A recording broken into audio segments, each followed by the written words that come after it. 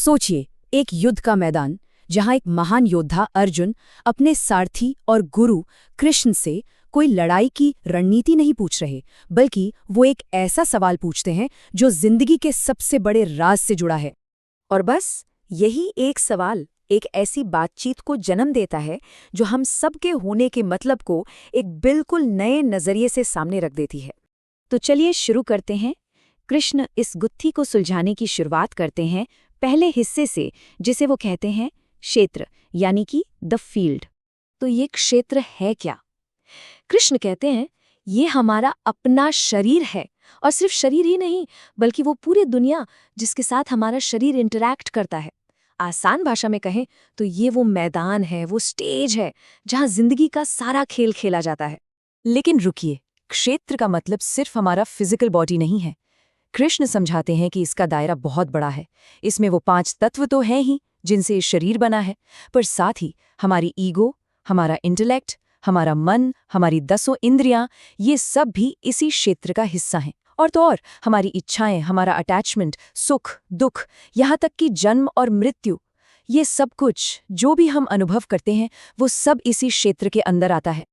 तो ये तो हो गई क्षेत्र की बात, यानी हमारे अनुभव का पूरा संसार। अब चलते हैं इस पहेली के दूसरे और शायद सबसे दिलचस्प हिस्से की तरफ। कृष्ण बताते हैं उसके बारे में जो इस क्षेत्र को जानता है, और उसे वो कहते हैं क्षेत्रज्ञ। ये क्षेत्रज्ञ कौन है? ये है हमारा असली मैं, हमारी आत्मा, जो शरीर और मन से एकदम अलग है। ये वो प्योर कॉन्शियसनेस है जो एक दर्शक की तरह जिंदगी के इस पूरे नाटक को बस देखती है, बिना इसमें उलझे, बिना इसका हिस्सा बने। इसकी खासियत समझना बहुत जरूरी है। सोचिए, जैसे सिनेमा के पर्दे पर फिल्म चल रही है, दुख है, सुख है, एक्शन है, पर पर्दा तो वैसा का वैसा ही रहता है, उस पर कोई असर नहीं होता।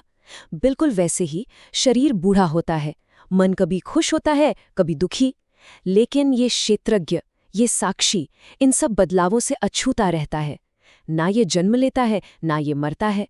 ये शरीर और मन से परे है, हमेशा एक जैसा रहने वाला, शांत, शुद्ध चैतन्य। तो देखिए, यही है वो सबसे बड़ा फर्क। एक तरफ है क्षेत्र, हमारा शरीर, हमारा मन, हमारे अनुभव जो लगातार बदल रहा है, और दूसरी तरफ है क्षेत्रज्ञ, हमारी आत्मा, हमारा असली मैं, जो कभी नहीं बदलता, वो बस देखता है। कृष्ण के मुताबिक इसी एक अंतर को गहराई से समझ लेना, यही सबसे बड़ा ज्ञान है। अच्छा, ये सब सुनने के बाद जाहिर है कि अर्जुन के मन में सवाल आता है। ठीक है, ये फर्क समझ आ गया, लेकिन सिर्फ दिमागी तौर पर समझने से क्या होगा? इसे असल में महसूस कैसे किया जाए, अपनी जिंदगी में से कैसे उतारा जाए? और यहाँ कृष्ण 3 रास्ते बताते हैं, हर किसी के स्वभाव के हिसाब से। पहला है ध्यान का मार्ग, जहाँ इंसान सीधा अपने अंदर उतरकर उस साक्षी भाव को महसूस कर सकता है। दूसरा है ज्ञान का मार्ग, यानी पढ़कर, सोचकर, विचार करके इस फर्क को बुद्धि के स्तर पर बिल्कुल साफ कर लेना। और तीसरा रास्ता है निस्वार्थ कर्म का, मतलब अपने काम को बिना किसी नतीजे की चिंता किए करना। ऐसा करने से धीरे धीरे क्षेत्र के असर से अलगाव होने लगता है। तो अब सवाल उठता है कि इस ज्ञान का नतीजा क्या है? जब किसी को ये एहसास हो जाता है कि मैं ये बदलने वाला शरीर या मन नहीं हूं, बल्कि वो हमेशा रहने वाला साक्षी हूं, तो उसकी जिंदगी में क्या बदलता है? सबसे पहली और सबसे बड़ी चीज जो बदलती है वो है हमारी इमोशनल स्टेट।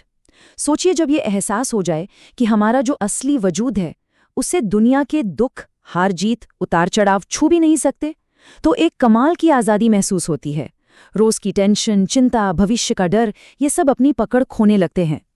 और सिर्फ इतना ही नहीं, दुनिया को देखने का हमारा नजरिया ही बदल जाता है। दोस्त, दुश्मन, अच्छा बुरा, अपना पराया, ये सारे भेद मिटने लगते हैं। क्यों? क्योंकि ये समझ आ जाता है कि हर एक जीव के अंदर वही एक साक्षी, वही एक क्षेत्रज्ञ मौजूद है।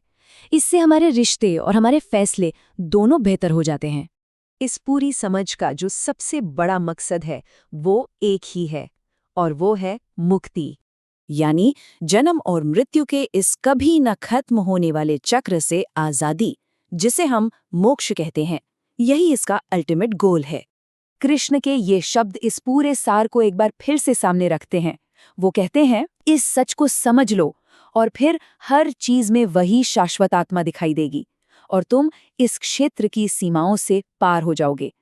तो ये सिर्फ कोई फिलॉसफी नहीं है, ये हकीकत को देखने का एक बिल्कुल नया तरीका है। और आखिर में एक सवाल सबके लिए। ये पूरी बातचीत एक सवाल पर आके टिक जाती है, जिसे हर किसी को खुद से पूछना चाहिए। अगर ये शरीर क्षेत्र है, तो फिर वो मैं क्या है जो इस शरीर को, इसके अनुभवों को जानता है? इस पर सोचिएगा जरूर।